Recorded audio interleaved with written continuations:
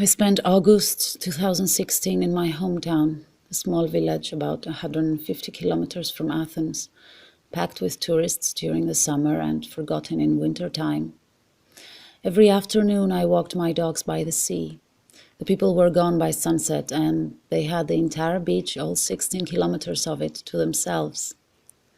It was one afternoon when I first saw her, coming towards us, wagging her tail. She had spotted us from a distance, and since she was looking desperately for company, she joined the four of us and tried to fit in. I panicked. There was something about her that made her life as a stray extremely vulnerable. She was desperate for attention, for human company, for a family where she would feel like she belonged. I watched her behavior for a couple of days. She didn't just follow my pack and me that afternoon. She followed everybody. She would spend her days on the beach, going from one person to another, wagging her tail and begging for attention. She would follow people home and run behind cars driving by. She only needed one look from you and she would come to you and stay beside you as if this was where she belonged. One afternoon I stayed in my car and watched her for hours. She was there on the shore, playing alone, rolling in the sand.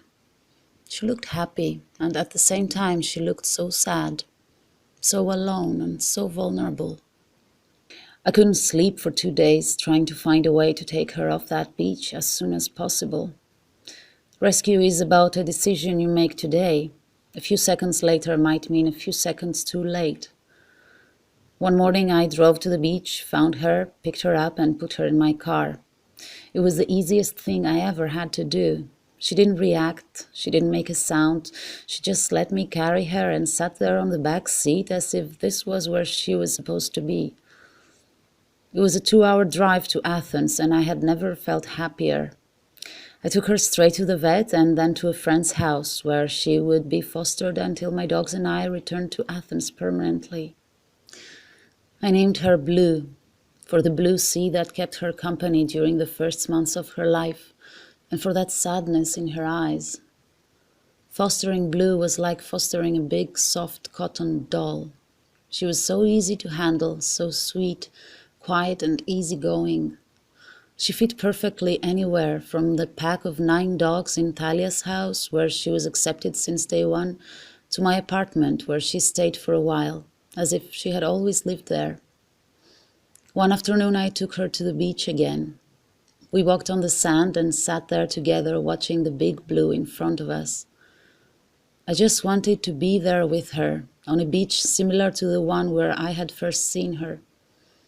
She was so calm and relaxed.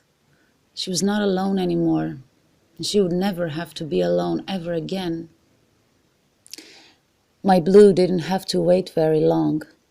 Her forever family was waiting for her in Holland, and in October 2016, I waved her goodbye at the airport and sent her home with a pink collar and a promise that her life from now on would never be blue again. It's been about a month now that Blue finally belongs. She has the pack she always dreamed of, a big family of 8 rescue dogs and 5 rescue cats, and a new life full of new things. A life of love, care and devotion.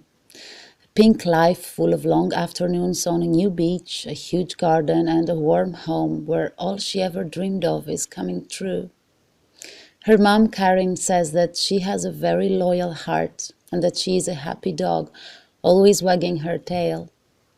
She also has her own Facebook page where she generously shares her daily adventures. Sometimes Blue accompanies her mom to the physiotherapist. A few days ago, when Karin's patella luxated and she fell down, Blue was there all the time. Not stressed, but relaxed and very gentle, sniffing at her and kissing her tears away. No better therapy than a dog, Karin wrote, and she knows what she's talking about. You see, most of Karin's 4-legged rescues serve as therapy animals, helping people with dementia, Alzheimer's, CVA, or multiple sclerosis. Did you know that children and older people will talk better when dogs are involved?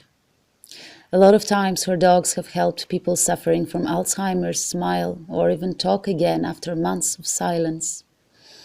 They even helped a lady with severe dementia, always sitting at her table, lost in her own world, get up and dance. In December, Blue will go to her first service dog day, where people with service dogs like Karin go every year to hold their license. And in January, she will join the rest of her pack to see if she would like to be a therapy dog herself. For now, she is gaining her life back and learning from the best. A lot of adventures are waiting for us, Karin says, and we are curious about what Blue wants.